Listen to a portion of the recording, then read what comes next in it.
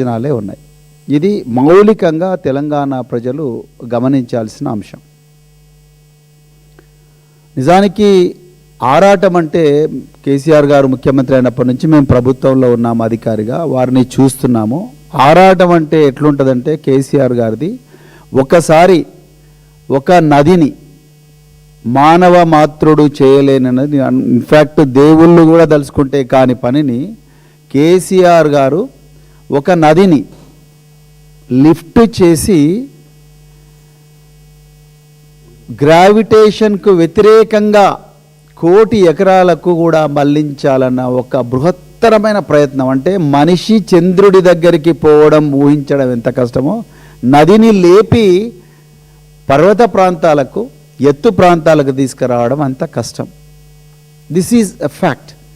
అంటే మనిషి తనను తాను ఛాలెంజ్ చేసుకొని నదులను లేపి ఎడారి లాంటి ప్రాంతాలకు తీసుకొచ్చి వాటిని సస్యశ్యామలం చేసిన ఒక దార్శనికుడు, శాస్త్రవేత్త కేసీఆర్ గారు.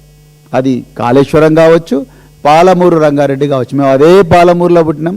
అదే ఎండాకాలంలో పేద ప్రజలందరూ కూడా గోన బస్తల బోళ్ళన్ని పెట్టుకొని ఇళ్లకు తాళం వేసి పేద పిల్లలందరినీ కూడా అన్ని కులాలకు మతాలకు అతీతంగా పిల్లలందరినీ కూడా ముసలోళ్ళ చేతిలో పెట్టి మొత్తం కూడా ఆ ఎర్ర బస్సులల్లో ఎక్కి మొత్తం కూడా ఆ తెహ్రీ డ్యామ్ దాకా పోయినరు.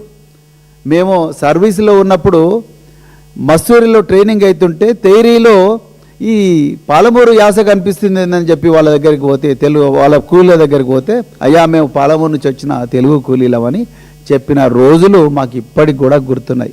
ఎన్నో కుటుంబాలు ఎండాకాలం వచ్చిందంటే బస్టాండ్ల దగ్గర ఏడుపులు తూడుపులు, అదంతా కూడా రివర్స్ చేసిన ఒక గొప్ప దార్శనికుడు కేసీఆర్ గారు. కానీ ఈరోజు ఏం జరుగుతుంది?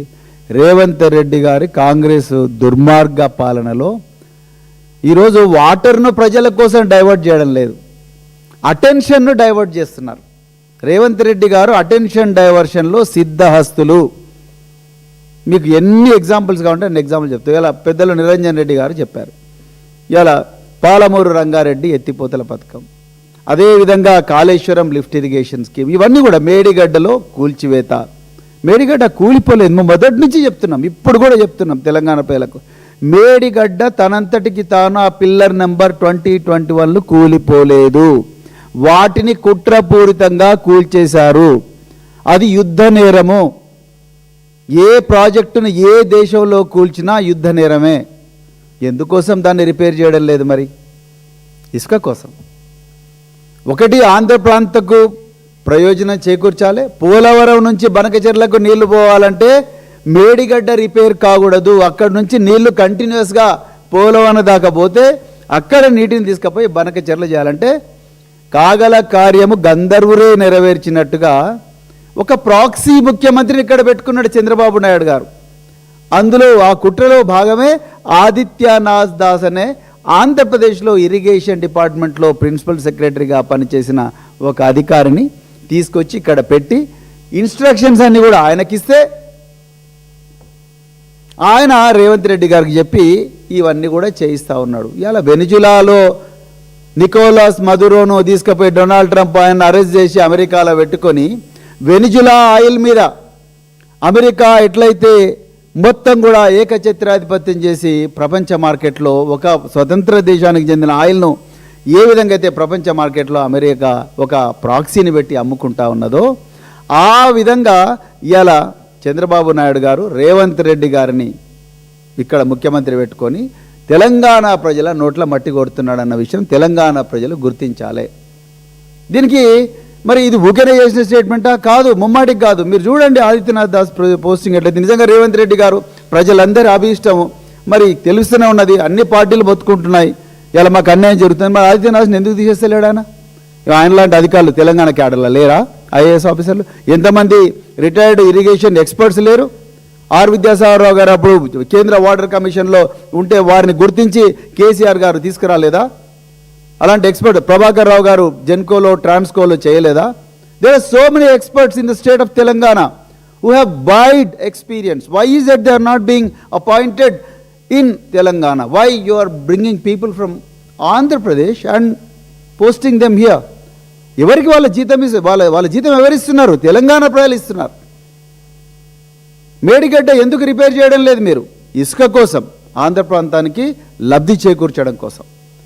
మీ దుర్మార్గాలు ఎక్కడి దాకా పోయినాయంటే 24 కోట్ల రూపాయలతోని మానేరు రివర్ మీద చెక్ డ్యామ్ కడితే ఇసుక కోసం డైనమైట్లు పెట్టి పేల్చేసిన దుర్మార్గులు మీరు. తెలంగాణ పొట్ట మీద కత్తులతో తెలంగాణ పొట్టను కొట్టిన దుర్మార్గులు మీరు.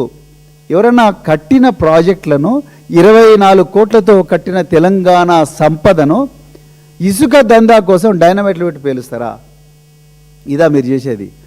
90% పూర్తయిన పాలమూరు రంగారెడ్డి ఎత్తిపోతల పనులను దాదాపు 90 నుంచి 100 టీఎంసీల ఏదైతే కెపాసిటీ ఉందో వాటికి ఇంకొక 1000 కోట్లు 2000 కోట్లు పెట్టి రిపేర్ చేయిస్తే, యాడ్ చేసి మొత్తం కంప్లీట్ చేస్తే ఎన్ని లక్షల ఎకరాలు పాలమూరు రంగారెడ్డి. మరి పాలమూరు బిడ్డ మీరు, జననీ జన్మభూమి ఇచ్చా స్వర్గాదపి గరియేసి అంటారు. నువ్వు ఆ ప్రాంతంలో జన్మించి రేవంత్ రెడ్డి గారు దాని నోట్ల మట్టి కొడుతున్నావు.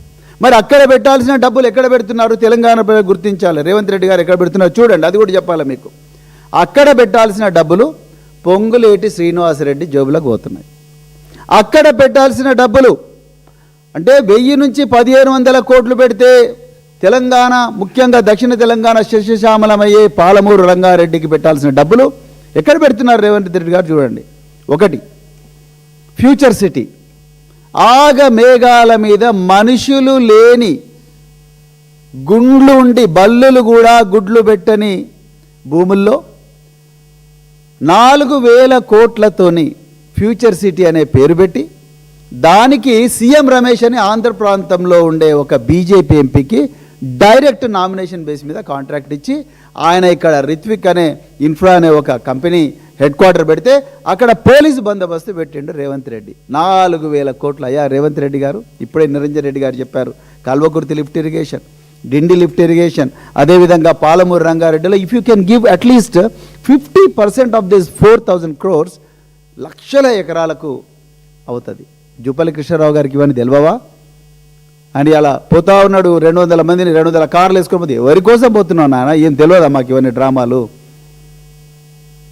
అదేవిధంగా కొడంగల్ నారాయణపేట లిఫ్ట్ ఇరిగేషన్ ఉన్నదాన్నే మళ్ళీ రీఇంజనీరింగ్ ఇప్పుడే చెప్పారు నిరంజన్ రెడ్డి గారు. పాలమూరు రంగారెడ్డిలోనే కొడంగల్ నారాయణపేట కూడా ఇంటిగ్రల్ పార్ట్ అని తెలిసినప్పటికీ కూడా మళ్ళీ దాన్ని 3700 కోట్లు ఎక్సెస్ మెగా కృష్ణారెడ్డి, పొంగులేటి శ్రీనివాసరెడ్డి, రాగా కన్స్ట్రక్షన్, మెగా కన్స్ట్రక్షన్ వాళ్లకు ఎక్సెస్ దాని మీద ఇచ్చి ఇద్దరికి సగం సగం వచ్చి మీరు మళ్ళీ దోచుకోండి అని చెప్పింది.